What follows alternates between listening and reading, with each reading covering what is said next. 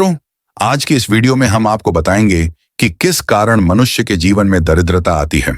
वह ऐसा कौन सा पाप है जिसे करने के बाद देवी लक्ष्मी मनुष्य के घर को त्याग के चली जाती है, और वह कौन सा पुण्य है जिसे करने से देवी लक्ष्मी देव उस घर में वास करती है। तो चलिए दोस्तों, जानते हैं। इस कथा के माध्यम से एक समय की बात है। एक दिन गरुड़ देव भगवान श्री कृष्ण के पास जाते हैं और बोलते हैं, मेरा आपको सादर प्रणाम। भगवान श्री कृष्ण कहते हैं, हे गरुड़, आज किस प्रयोजन से गोलोक आना हुआ। तब गरुड़ बोलते हैं, हे प्रभु, मैं आपसे आज 3 प्रश्नों के उत्तर जानने के लिए आया हूं। यदि आप मेरे प्रश्नों का उत्तर दे दें तो मेरे मन की व्याकुलता शांत हो जाएगी। तब भगवान श्री कृष्ण बोलते हैं, हे गरुड़, आपने संकोच होकर पूछिए। आप जो भी प्रश्न पूछना चाहते हैं, मैं आपके प्रश्नों का उत्तर अवश्य दूंगा। तब गरुड़ देव बोलते हैं, हे प्रभु, आप मुझे बताएं, किस कारण मनुष्य के जीवन में दरिद्रता आती है। कौन सा पाप है जिसे करने से देवी लक्ष्मी मनुष्य के घर को त्याग कर चली जाती है। वह कौन सा पुण्य है जिसे करने से देवी लक्ष्मी देव घर में निवास करती है। तब भगवान श्री कृष्ण बोलते हैं, हे गरुड़, आज आपने समस्त मानव जाति के कल्याण के उद्देश्य से अत्यंत महत्वपूर्ण बात पूछी है। मैं आपको आपके प्रश्नों का उत्तर एक कथा के माध्यम से दूंगा। मेरे द्वारा सुनाई गई इस कथा को आप ध्यानपूर्वक अवश्य सुनिए। तब गरुड़ कहते हैं, हे प्रभु, कृपया आप मुझे वह कथा सुनाइए। आपके मुख से इस कथा को सुनना मेरा सौभाग्य है। मैं इस कथा को पूरा सुनूंगा और इसका प्रचार तीनों लोकों में करूंगा। भगवान श्री कृष्ण कहते हैं, हे गरुड़, जो मनुष्य सत्य का साथ देता है, ईश्वर उसका साथ कभी नहीं छोड़ते हैं। आज मैं आपको महाराज हर्षवर्धन की कथा सुनाता हूं, जिन्होंने देवी लक्ष्मी का त्याग करके दरिद्रता को ग्रहण कर लिया था। त्रेता युग की बात है। भारतवर्ष में सत्यवादी धर्मात्मा राजा हर्षवर्धन राज्य करते थे। उनका राज्य कुंतल प्रदेश पर था। उनके राज्य की प्रजा उनसे अत्यंत संतुष्ट रहा करती थी। महाराज हर्षवर्धन बड़े दानशूर और वचन का पालन करने वाले थे। वह सदैव अपनी प्रजा के हित का ही विचार करते थे। महाराज हर्षवर्धन इतने दयालु थे कि उनकी महानता का परिचय इस बात से पता चलता है, जब भी उनके नगर में कोई भी साधारण मनुष्य बिक्री करने के लिए बाजार में अन्न, वस्त्र आदि कोई वस्तु लाता, और यदि वह वस्तु सान्य काल तक नहीं बिकती, तो उसे राजा स्वयं खरीद लिया करते थे, ताकि उनके राज्य से कोई खाली हाथ न जा सके। अपनी प्रजा के हित के लिए राजा ने यह सत्य की प्रतिज्ञा की थी। सान्य काल होते ही राजा के सेवक शहर में भ्रमण करते, और जब वे किसी को कोई वस्तु या द्रव्य लेकर बैठा हुआ देखते जिसे किसी ने खरीदा ना हो, तो महाराज के सेवक उस व्यक्ति से उन वस्तुओं की कीमत पूछते, और उसकी इच्छा और जरूरत के अनुसार उस वस्तु की जो भी कीमत होती, वह कीमत देकर उसकी वस्तुओं को खरीद लेते थे। इस प्रकार से महाराज के ऐसे दयालु स्वभाव को देखकर अनेक लोग प्रसन्न होकर उनकी महानता की चर्चा करने लगे। महाराज हर्षवर्धन की कीर्ति तीनों लोकों में होने लगी। देवता भी उनकी प्रशंसा करने लगे। जब यह बात धर्मराज को पता चली, तो एक दिन स्वयं धर्मराज ने ही महाराज हर्षवर्धन की परीक्षा लेने की सोची। फिर एक दिन स्वयं धर्मराज एक ब्राह्मण का वेश धारण करके महाराज हर्षवर्धन की नगरी में प्रकट हुए। उन्होंने अपने साथ टूटी फूटी चीजें, कूड़ा करकट और कचरा एक पेटी में भरकर ले लिया, अर्थात उन्होंने दरिद्रता पेटी में भर लिया, और उस पेटी को लेकर वे सत्यवादी महाराज हर्षवर्धन के नगर में उनकी परीक्षा लेने के लिए पहुंच गए। धर्मराज उस नगर के बाजार में उस दरिद्रता वाली पेटी को बेचने के लिए बैठ गए, किंतु कौन व्यक्ति कूड़ा कचरा खरीदेगा। ब्राह्मण रूपी धर्मराज दिन भर वहीं पर बैठे रहे, लेकिन किसी ने भी उनका कूड़ा कचरा नहीं खरीदा।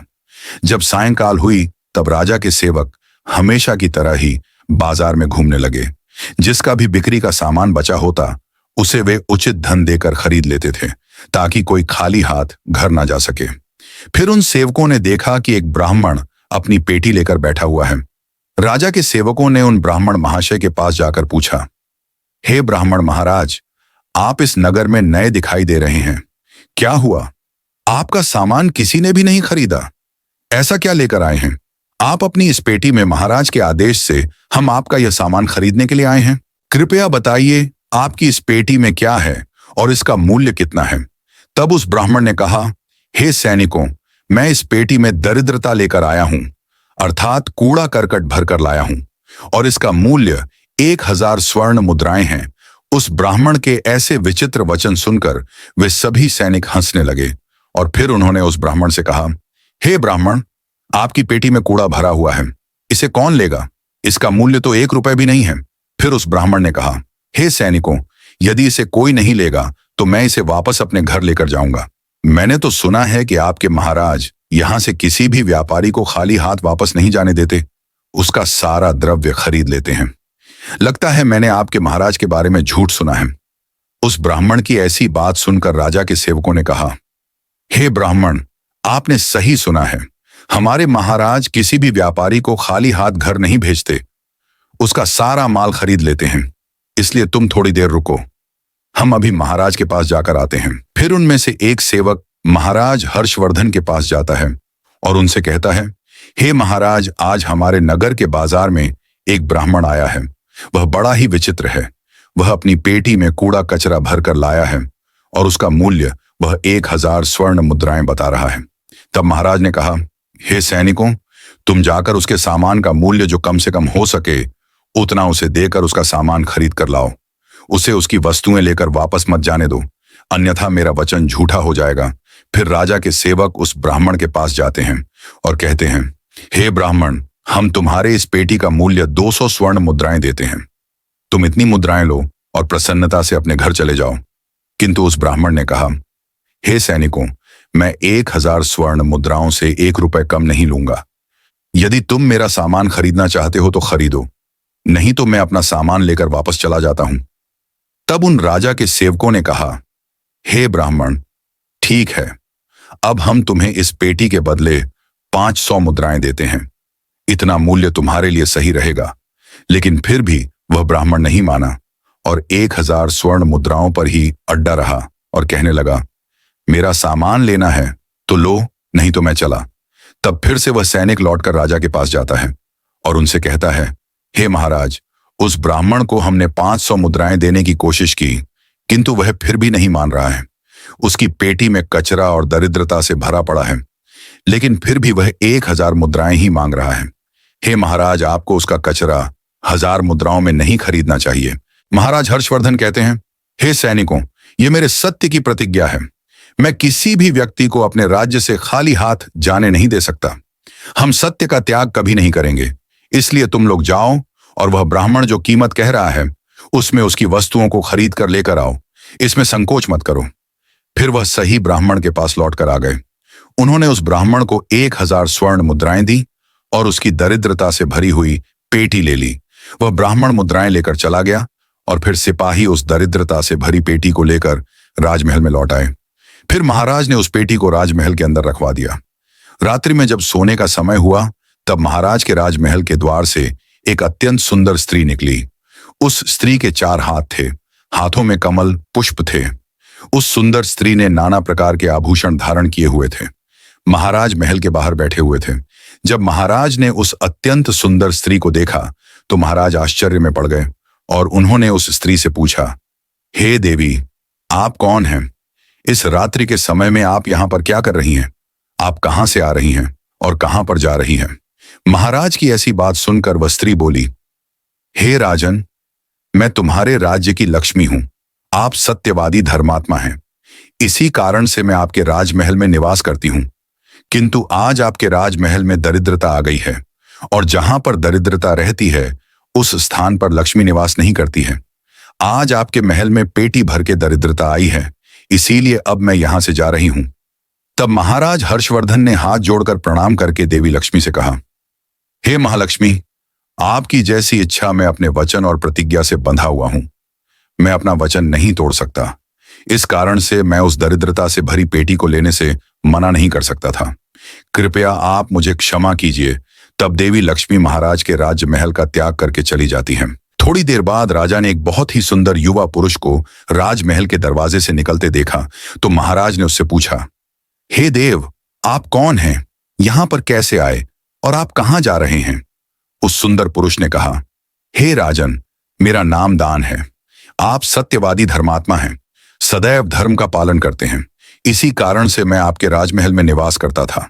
किंतु अब देवी लक्ष्मी आपके राजमहल को त्याग कर चली गई है। लक्ष्मी के बिना आप दान कहां से करेंगे? इसलिए मैं भी अब आपको छोड़कर जा रहा हूं। तब महाराज हर्षवर्धन बोले, हे देव, ठीक है, जैसी आपकी इच्छा आप भी जा सकते हैं, किंतु मैं अपने वचन को तोड़ नहीं सकता। फिर वह दान भी महाराज को छोड़कर चला जाता है। उसके बाद अन्य एक सुंदर पुरुष राजमहल से निकलता हुआ दिखाई पड़ा। तब महाराज ने उससे पूछा, हे देव, आप कौन हैं और कहां जा रहे हैं? तब उस पुरुष ने कहा, हे राजन, मैं यज्ञ हूं। आप सत्यवादी धर्मात्मा हैं। आप सदैव दान धर्म करते थे, इसी कारण से मैं आपके राज्य में निवास करता था। किंतु अब लक्ष्मी और दान आपका घर छोड़कर चले गए हैं, तो मैं भी जा रहा हूं, क्योंकि लक्ष्मी के बिना यज्ञ नहीं किया जा सकता और दान के बिना यज्ञ संपन्न नहीं हो सकता। इसलिए मैं भी आपका त्याग करके जा रहा हूं। महाराज हर्षवर्धन ने कहा, हे देव, ठीक है, जैसी आपकी इच्छा आप भी जा सकते हैं, किंतु मैं अपने वचन का त्याग नहीं करूंगा। फिर वह यज्ञ भी राजमहल को छोड़कर चला जाता है। फिर कुछ समय बाद अन्य एक अत्यंत सुंदर पुरुष राजमहल से जाता हुआ दिखाई देता है। तो राजा ने उसे भी पूछा, हे महाशय, आप कौन हैं और राजमहल छोड़कर क्यों जा रहे हैं? तब उस पुरुष ने कहा, हे राजन, मैं यश हूं। आपके पुण्यों के कारण मैं आपके घर में निवास कर रहा था, किंतु अब आपके यहां से लक्ष्मी दान यज्ञ आदि सब चले गए हैं, तो उनके बिना आपको यश की प्राप्ति नहीं हो सकती। इसी कारण से मैं भी यहां से जा रहा हूं। तब राजा ने उसे भी नमस्कार किया और आदर पूर्वक जाने दिया। फिर उसके बाद अन्य एक अत्यंत सुंदर स्त्री राजमहल से निकली, जिसने सुंदर वस्त्र परिधान किए हुए थे। उसे देखकर राजा ने पूछ लिया, हे देवी, आप कौन हैं और आप किस कारण से मेरे राजमहल का त्याग कर रही हो? तब वह स्त्री बोली, हे राजन, मैं कीर्ति हूं। लक्ष्मी दान यज्ञ और यश ने भी आपका साथ छोड़ दिया है, तो उनके बिना मैं भी आपके राजमहल में नहीं ठहर सकती, इसलिए मैं भी जा रही हूं। तब राजा ने उसे भी जाने दिया। फिर अंत में एक अत्यंत सुंदर पुरुष राजमहल से निकला और उसे देखकर राजा ने पूछा, हे देव, आप कौन हैं और आप भी हमारे राजमहल को छोड़कर क्यों जा रहे हैं? तब उस पुरुष ने कहा, हे राजन, मैं सत्य हूं।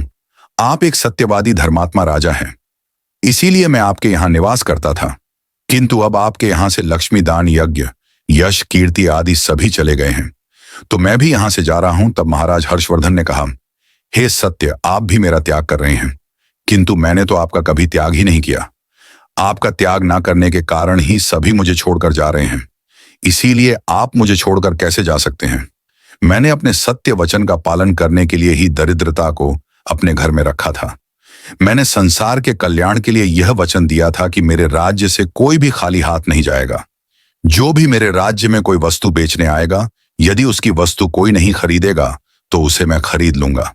इसीलिए मैंने अपने ने सत्य वचन का पालन करने के लिए उस ब्राह्मण को 1000 स्वर्ण मुद्राएं देकर उससे दरिद्रता खरीद लिया था। उसी दरिद्रता की पेटी के कारण देवी लक्ष्मी ने आकर मुझसे कहा कि वे उस स्थान पर निवास नहीं करती जिस स्थान पर दरिद्रता रहता है, और देवी लक्ष्मी के जाते ही यज्ञ, दान, यश, कीर्ति सब मुझे छोड़कर चले गए हैं।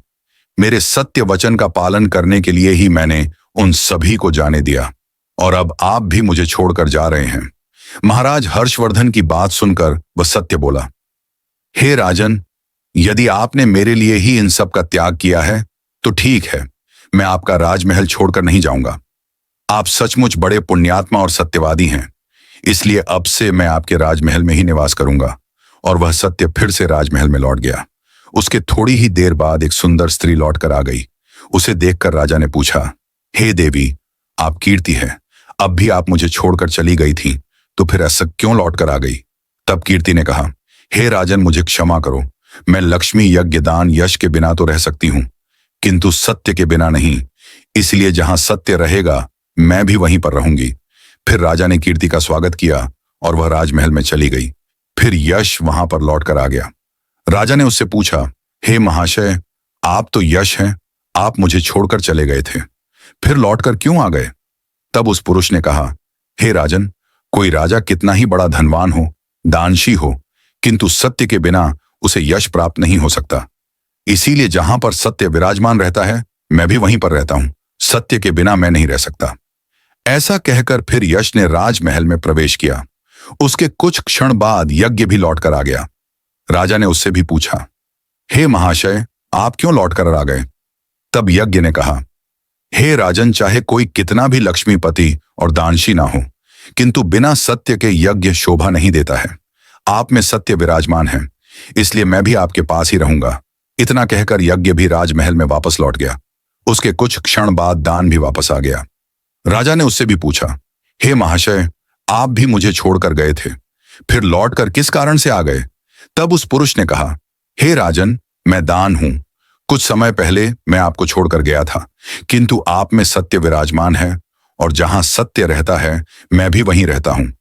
कोई मनुष्य कितना ही धनवान क्यों ना हो, किंतु बिना सत्य के वह दान नहीं कर सकता। दान का महत्व सत्य से ही होता है, इसलिए मैं भी लौटकर आ गया। राजा ने कहा, ठीक है, आपका भी स्वागत है, और फिर दान भी। राजमहल में चला गया, और फिर उसके बाद साक्षात देवी लक्ष्मी लौटकर आ गई। राजा ने पूछा, हे मां लक्ष्मी, आप वापस क्यों आ गई?